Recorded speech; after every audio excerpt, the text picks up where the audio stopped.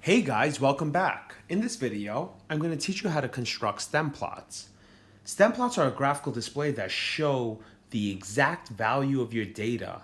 Typically, they are used for a small set of data. They are actually terrific in showing outliers, gaps, and clusters. So how do we create a stem plot? It's actually very simple.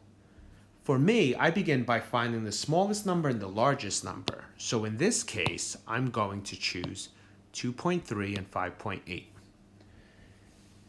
Once I do that, I know all my values are going to be between these two values. So I'm just going to write them down, 2, 3, 4, 5. I'm going to write down every number between 2.3 and 5.8, every whole number. I'm going to draw this line right here. And then what I'm going to do is I'm going to take this decimal, the guy right after the decimal, the 10th place, and I'm going to just write him. That's 3.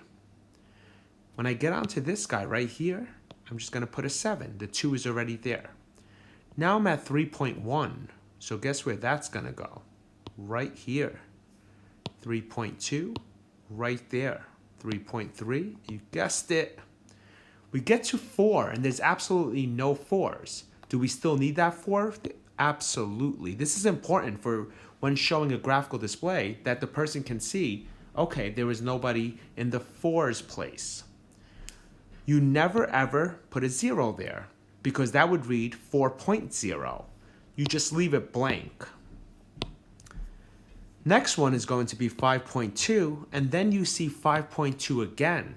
You do have to repeat it. You have to repeat it again because you see it 3 times. You got 5.5 and 5.8. Never ever put commas between these numbers. It will drive me crazy. Well, we're almost done.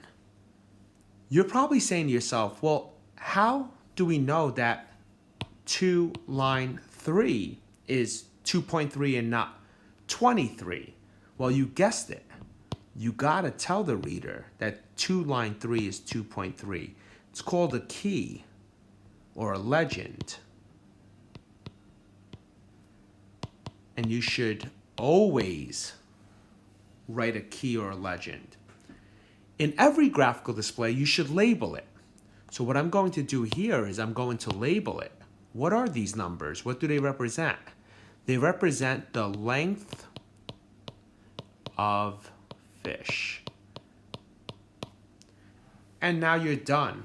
That's how simple it is. I hope you enjoyed this lesson. In the next video, I'm going to talk to you guys about discussing stem plots, discussing their center, shape, and spread.